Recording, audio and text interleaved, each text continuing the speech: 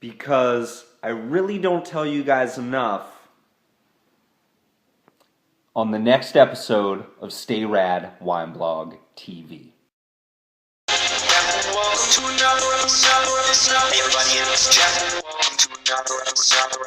Hey everybody, it's Jeff. Welcome to another episode of Stay Rad Wine Blog TV. I'm coming to you from my kitchen, and I've been thinking a lot about food lately. Maybe it's because tomorrow is Thanksgiving, or depending on when you're watching it, maybe Thanksgiving already happened.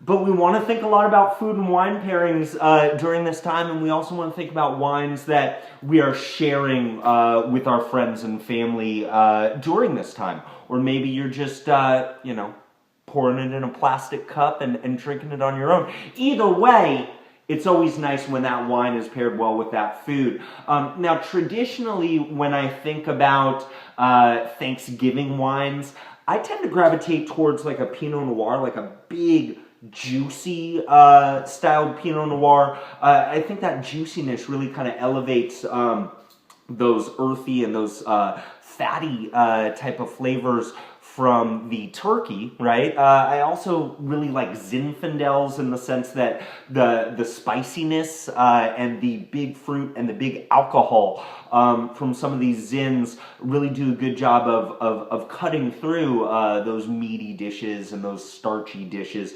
But I want to try something different. You know, typically, as far as Thanksgiving, I don't really stray away from those things.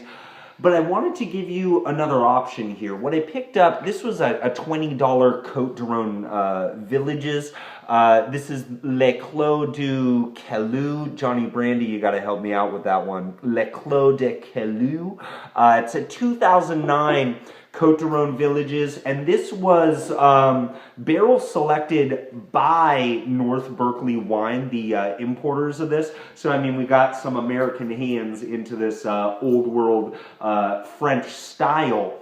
The reason why I was thinking about a Côtes du Rhône is really, I think, Rhone wines in general from the Rhone region of France are bringing that earthiness. They're also, with the Syrah and the Grenache based stuff, we're bringing spiciness with that Syrah. We're also bringing big red fruits with that Syrah and that Grenache and the Cinsault and the Mourvedre and all those beautiful grapes, right? And I think that it's a nice kind of happy medium between those big juicy Pinot Noirs and those nice and spicy Zinfandels. So let's see what's happening in this guy right here. So color-wise, really nice dark red ruby color here. This is an unfiltered wine, so I mean, really you're not seeing much through this thing, and really if you hold it up to the light, you can see some of that cloudiness that's going on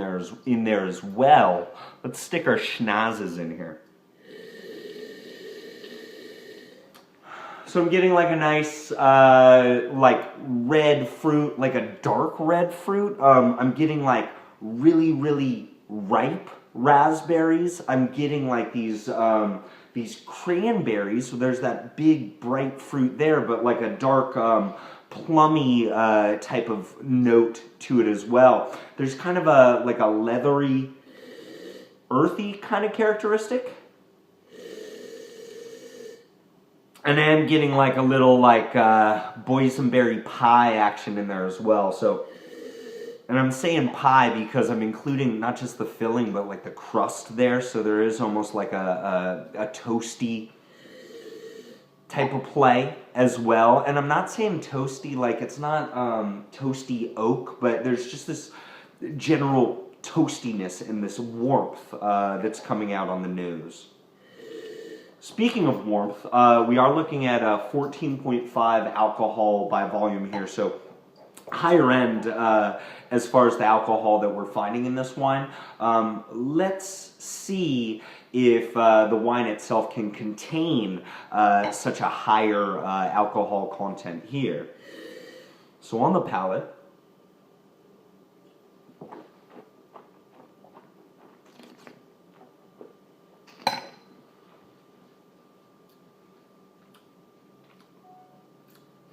you know, it's interesting, I was mentioning Pinot Noirs at the beginning, and this is far from a Pinot Noir in so many different aspects, and we're not expecting it to be. But there is one thing that I'm noticing here that I like in a lot of really good higher-end Pinot Noirs. There's this cola type of sassafras, type of sarsaparilla type of play happening with this wine, and it's something that, while present at the beginning, is really showing up more and more as the finish is continuing to happen in my mouth, and I'm still tasting this right now. So I mean, as far as quality, as far as if you're liking wines with a longer type of finish, this is definitely there. There's a good acid that's carrying these flavors all the way back, and my mouth is really watering right now. So of course, if we're talking about food-friendly wines, we're off to a really good start. Now let me try to pick out some of these fruit flavors for you, but really definitely, yes, that sassafras cola type of thing is showing up, and wow, what a tasty treat. Let's get into the rest of this.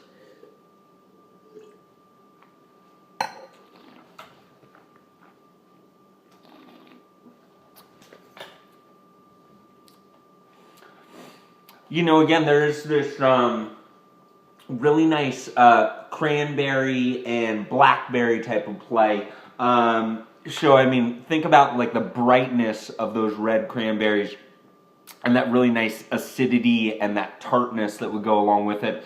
And then think about those blackberries as bringing these darker notes and kind of leveling that fruit out. The alcohol definitely present, but there's a whole lot of balance here, you know, with that acid, with these, those cola notes, with them kind of transitioning into a spicy type of play, and that's where that Zinfandel is coming in, and that high alcohol right here.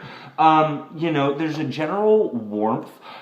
There's generally like a savory characteristic to this, and one of the reasons why I'm such a big fan of Thanksgiving is just not just that turkey, but all those savory side dishes. I think this is something that is really going to play well with all these different aspects of the meal. I mean, you might want to open up like a sparkling wine if you're like my family and we do like a crab cocktail type of appetizer. Maybe start out with something like this, then go into like a Côte de Rhône, or if you want to go higher end in the Rhône, if you want to go Châteauneuf de Pape, or you want to go Gigondas. I mean, that was a weird little affect I did for Gigondas.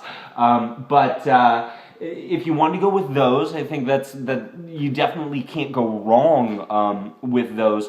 But I also think just a regular Côte de Rhône or a Côte de Rhône Villages, those are going to work out pretty well. And then, of course, as you're getting into like the desserts later on, you might even want to go back to a sparkling wine. You might want to... I'm not a big fan of like super sweet dessert wines going along with my desserts. I mean, maybe even save those for after the meal. Honestly, I would go sparkling, I would go Rhône, I would go sparkling again, and then I would maybe hit up a dessert wine like on its own. Please don't pair your dessert wines with something super, super sweet. You're going to be disappointed in either the wine or the dessert when you try and do that. But another story for another day. If you want to do that, go ahead and then leave a comment about how much that sucked and how much I was correct. As far as this wine right here, really, really nice. I mean, these guys are doing well. I wish I could pronounce their name a little bit better. Clos du Cailloux, and please, Johnny Brandy, help me out with just that word right there, that name. Or maybe I'll just give those guys a call and see how they answer the phone. So, I mean, score-wise, I'm giving this thing like an 89. Definitely a really solid, awesome wine with some definitely good structure. You could probably lay it down for another year or so. After that, you might be pushing your luck, but good stuff.